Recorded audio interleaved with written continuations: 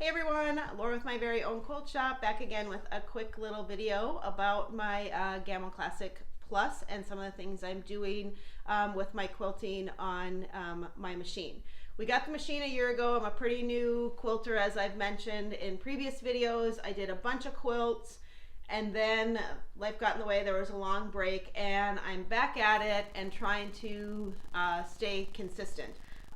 The quilt I have on the frame now was a perfect example to talk about floating your quilt top. If you don't know what that is, we're going to talk about that. So this isn't going to be a quilting video, just a few things that I've picked up in the year that I've had the machine.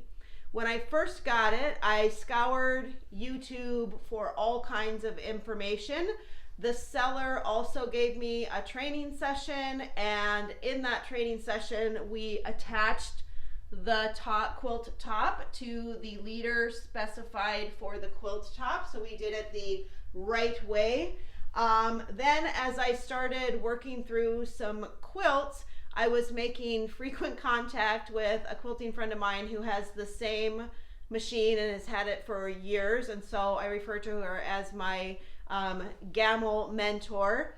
And I asked her, I had run across a video about floating your quilt top, watched it, and okay, so asked her what she thought about it. And she said, oh, I only do that now that, I've gotten older and the arthritis in my hands, it just makes it easier. So I thought, well, I'm going to try that and see what it's all about. I tried it, loved it, and I've never attached a top again to the leader for the top. That leader pretty much just sits there. So here's what floating the top means. It's literally like loose. And that's why this one was perfect. After I advanced it, you could easily see it getting to the end. You can see your batting's long enough. So basically what I do to float the top, now this one I didn't really have to worry about keeping it centered. We'll talk about that in a different video. I use a 0 center tape measure. But one thing I always do is baste. I baste all of the edges that I am going to be quilting in that particular pass. And so I know there are people who float their tops and don't baste their edges. I don't want the hopping foot getting caught and causing pleats, and it doesn't take very long to baste. So I baste along my edges with big stitches, just doing individual stitches. So the top, like I said, is just floating. The other reason I want to do this video today is I want to talk about these pins. Every machine has a stopping point where the machine can't quilt beyond because it's hitting the bar, the roller bar. The first pass of this machine, I had a nice seam line that I thought would keep me in check, and so I didn't put my pins in. These are the same pins I used to pin my backing to the leader.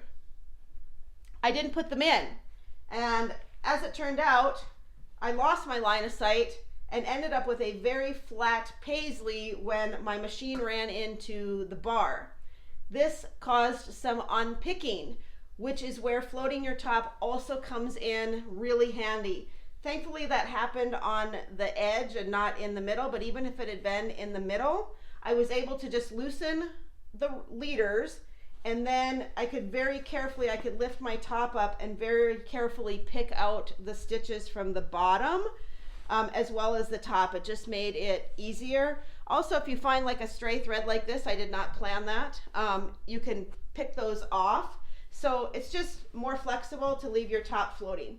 So what I do with these pins is give myself a visual line as to where I need to stop my quilting and advance the quilt so that I don't have that problem and run into the roller bar and then have to unpick, because that really stinks.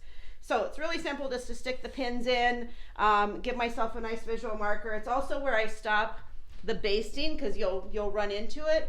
But I found when you're over here, you can't see those basting stitches way over there to know, hey, I'm getting close to where I need to stop and advance the quilt. One last thing for this video, as I was quilting a quilt recently, it was quilting really nicely. I advanced it. All of a sudden it was going thump, thump, thump, thump, thump. And I adjusted a little bit. It got better. When we were filming a previous video, the same thing started happening again. And Scott, he's like, hey, I think you have it too tight. Remember what Renee, the seller, said. So he was right. This is what she showed us. You want to be able to see the machine like make a hump under, at least this machine. Every machine I'm sure is a little different, but if it flows smoothly like this, that should be good tension and not too tight for your quilting. Yesterday again, after I advanced the quilt, all of a sudden I was getting a little thump, thump, thumping. And so I loosened a little bit. You can see this kind of like, not bounces, but you do want it a little loose. If you make it too tight, one, you might get that thumping sound, but also, like my mentor said, when she first started out, she didn't have the benefit of YouTube. When you have the quilt too tight on the frame, when you take it off, it's gonna go whoosh. So just all things you learn, the more quilts you quilt, the more experience you get. So I'm just trying to pass on things that I'm learning as I go, things that work for me. There's lots of us out there with these older hand-guided machines that don't have all of the bells and whistles that some of the newer machines have. It's because these machines run forever.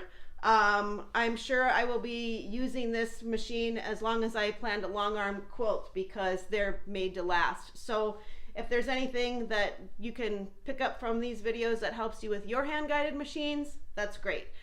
So that's my tips for today on why I float my quilts. And you can see I'm doing paisleys again. I'm trying to get comfortable. I think after this quilt, I'm definitely going to have those added to my portfolio. They're now flowing smoothly 90% of the time. So I'm putting them in my category of designs I feel comfortable using, which I'm trying to build one at a time. I'm really good at swirls. Now I'm trying to get paisleys, and my next quilt I think I'm going to try to do an overall leaf pattern because it has an autumny feel to it. All right, so that's it for today's video. I'm sure I'll be back with some more quilting soon. Thanks for watching. Bye.